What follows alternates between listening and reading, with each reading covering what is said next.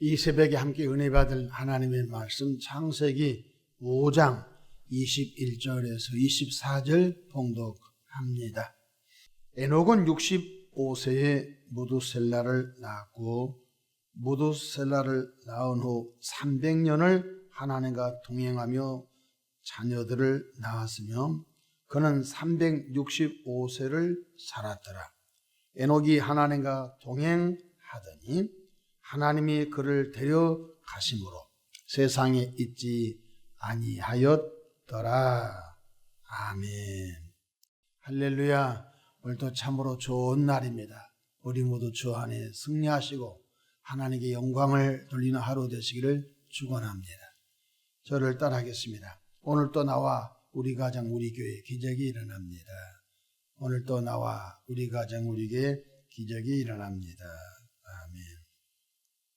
저는 본문 말씀을 통해 하나님과 동행했던 에녹의 신앙적 동기라는 제목으로 함께 은혜를 받고자 합니다. 신앙적으로 크게 쓰임을 받았던 사람들은 모두 하나님과의 특별한 영적인 동기들이 있습니다.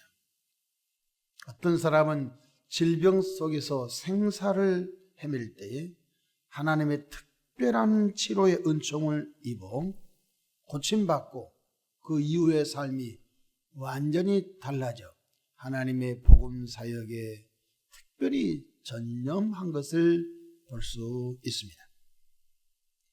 교회를 잔해했던 사울 청년도 특별한 신앙적인 동기가 있었습니다.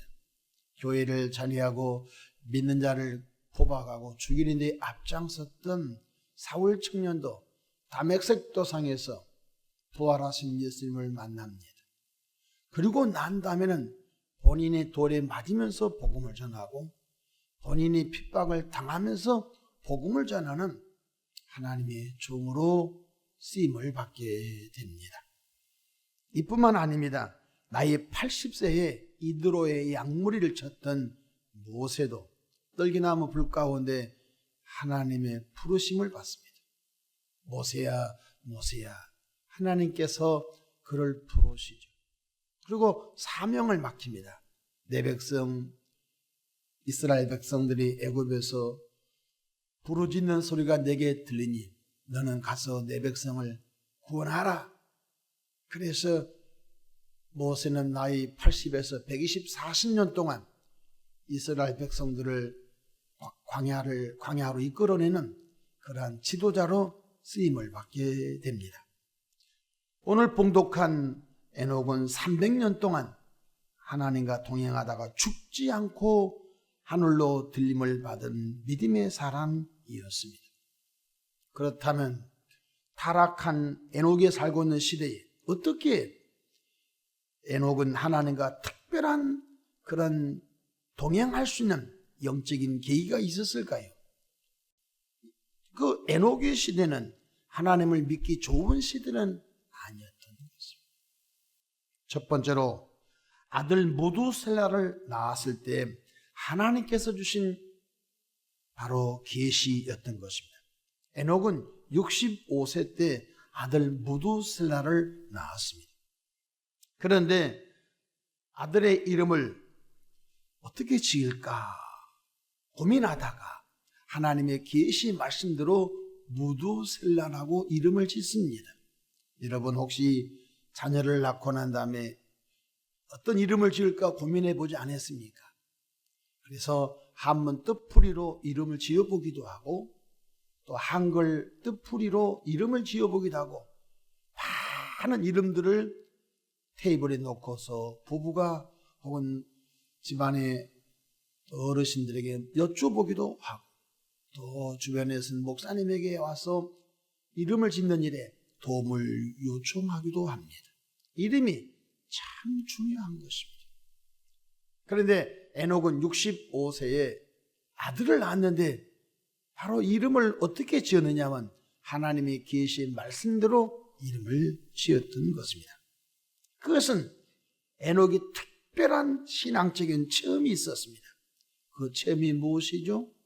바로 아들 이름을 무두셀라라고 지었는데 무드셀라라고 하는 이름의 뜻은 그가 죽을 때 심판이 온다.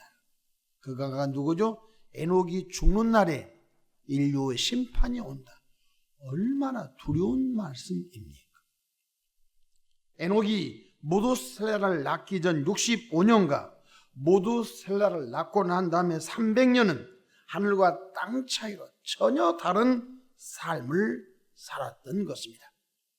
에녹은 무드셀라를 낳기 전 65년은 그냥 보편적인 먹고 자고 일하고 먹고 자고 일하고 그냥 자연인으로 살았던 것입니다.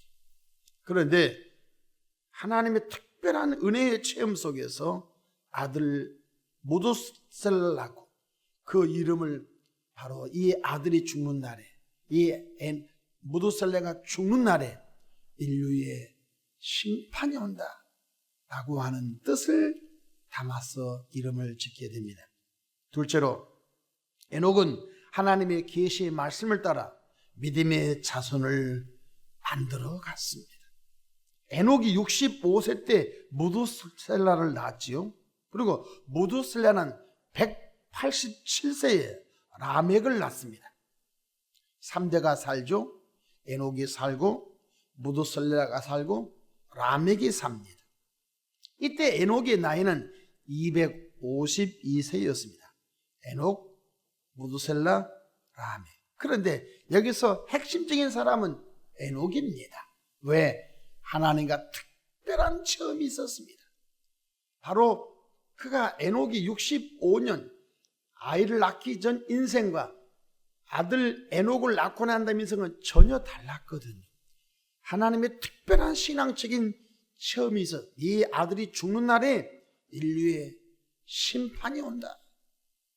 그러므로 에녹은 두렵고 떨림으로 아들 무드셀라에게 너가 죽는 날에 인류의 심판이 온다. 그러므로 너는 하나님과 동행하는 삶을 살아야 된다. 그리고 무드셀라는 또 아들 라멕을 낳습니다. 할아버지, 아들, 손주 3대가 한 집안에 살면서 특별히 에녹을 통하여 하나님의 거룩함으로 살아가는 신앙적인 지도를 받게 됩니다. 여러분 믿음의 가정 되기 원하십니까? 한 사람이 중요합니다. 성경 보십시오. 아브라함이 하란 땅에서 하나님의 부르심을 받습니다. 고향을 떠나라, 친척 품을 떠나라, 아버지 품을 떠나라. 너는 죄악의 영향권에서 내가 지시할 땅으로 가라. 하나님의 말씀을 받고 떠나지요. 그리고 도착해 봤더니 젖과 꿀이는 가나안 땅이었고 하나님께서는 아브라함에게 동서남북 사방을 바라보라. 내 눈이 닿는 것까지 너와 내 자손에게 이 땅을 영원히 주리라고 약속합니다. 아브라함은 하나님의 음성을 듣고 고향을 떠나고 친척을 떠나고 아버지 품을 떠났죠. 그런데 아브라함은 그 신앙을 자기만 간직했을까요? 아닙니다. 100세 얻은 아들 이삭에게도 자기가 체험했던 그 신앙을 계속적으로 강조합니다. 또 하나님께서도 틈만 나면 아들 이삭에게도 너가 있는 이 땅을 너와 내 자손에게 주리라. 그런데 이삭이 또 야곱에게도 계속적으로 아버지로부터 야곱으로 말하면 할아버지죠. 아브라함과 이삭을 통하여 배워진 말씀을 계속적으로 전합니다. 바로 에녹도 무드셀라 아들에게 라멕 손주에게 계속적으로 본인이 경험했던 본인이 특별한 처음했던 하나님의 계시의 말씀을 계속 전합니다. 아들 무드셀라야 너가 죽는 날에 인류 심판이 온대. 경건하고 거룩함으로 하나님께 집중하면서 살아라. 손주 라멕아 네 아버지 무드셀라가 죽는 날에 이 세상에 심판이 온대. 그러므로 경건하고 거룩하고 하나님과 동행하는 삶을 살아야 돼 라고 계속적으로 신앙적인 지도를 받게 되는 것입니다. 여러분과 제가 사는 이 시대는 하나님을 믿기에 적합한 시대가 아닙니다. 끊임없이 우리 신앙을 약화시키며 성경을 부정하며 하나님의 섭리를 거역하는 그러한 문화와 질서와 법적인 제도들이 얼마나 많이 생긴지 알 수가 없는 것입니다. 사랑하는 새벽에 나오신 성도 여러분, 무두셀라가 369세 되던 해 손자 노아를 낳게 됩니다. 노아는 바로 그가 무두셀라 할아버지가 죽는 그때에 바로 무슨 일이 생겼습니까? 바로 인류의 재앙을 맞게 되는 것입니다. 무두셀라가 죽던 해 노아의 대홍수 사건이 일어난 것을 볼 수 있습니다. 그렇습니다. 예수님을 구세주로 영접하여 죄 용서함을 받고 하나님의 자녀로 태어난 주의 백성들은 성령 세례, 성령 체험을 통하여 그등 모두가 다 개인적인 체험인 것입니다. 성령 세례, 성령 체험 다 개인적인 것입니다. 성령 하나님께서 예수를 믿고 교회 나온 그들에게 성령을 통하여, 하나님은 성령을 통하여 깊은 영적인 세계를 체험하게 해줍니다. 그냥 목사님을 통하여 예수 믿으면 죄사함 받습니다. 글쎄 내가 죄사함 받았는가 안 받았는가 확신이 없는데 자꾸 죄사함 받았다니까 믿어야지, 이 정도가 아니라 성령 하나님께서 죄사함의 확신을 그 개인에게 심어준 것입니다. 뿐만 아니라 우리가 하나님의 자녀가 됐다고는 확신, 뿐만 아니라 기도하면 응답의 확신, 뿐만 아니라 내가 죽으면 장차 천국에 가는 확신, 이것은 배워서 확신 갖는 것하고 성령 하나님께서 체험케 하신 것하고는 다른 것입니다.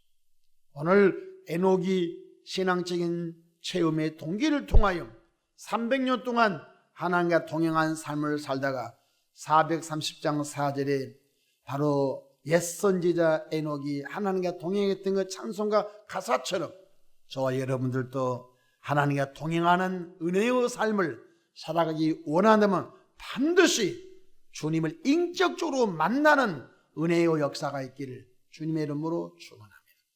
사울 청년이 주님을 인격적으로 만났듯이 베드로가 예수님이 십자가에 죽으시고 무덤에 장사될 때 옛 고향으로 가서 배와 그물을 선전하고 디베라 바닷가에서 다시 고기를 잡으려고 할 그때에 부활하신 주님이 오셔서 떡과 고기를 구워놓고 베드로야 깊은 데 가서 그물을 배 오른편에 내리라 던졌더니 153마리의 고기를 풍성하게 얻게 됩니다.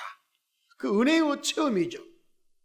그리고 오순절 마가다락방에서 베드로가 성령을 체험하고 난 다음에 그는 완전히 전혀 다른 사람으로 바로 성령에 이끌려서 하나님의 복음사에게 헌신하다가 십자가의 거꼴로 못 박혀 죽을지라도 예수님을 부인하지 않고 십자가의 은혜 길로 갔던 것을 볼 수가 있는 것입니다.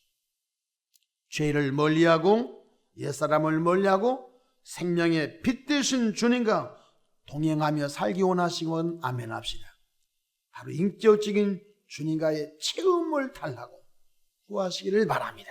성경을 읽다가 인격적인 체험을 하시든지 혹은 말씀을 듣다가 인격적인 주님과 만남의 체험이 있든지 아니면 기도하다가 인격적인 만남의 체험이 있든지 어떤 일이 있든지 주여 주님과의 깊은 인격적인 만남의 체험을 달라고 구하는 우리가 되기를 바랍니다. 그렇다면 우리가 주님과 인격적인 깊은 체험이 있는 사람들은 아들과 손주와 자녀들에게 계속적으로 내가 만난 그 예수님을 또 증거하고 그래서 그들이 믿음의 사람들로 잘 세워짐으로 나가는 은혜가 있으시기를 주님의 이름으로 축복합니다.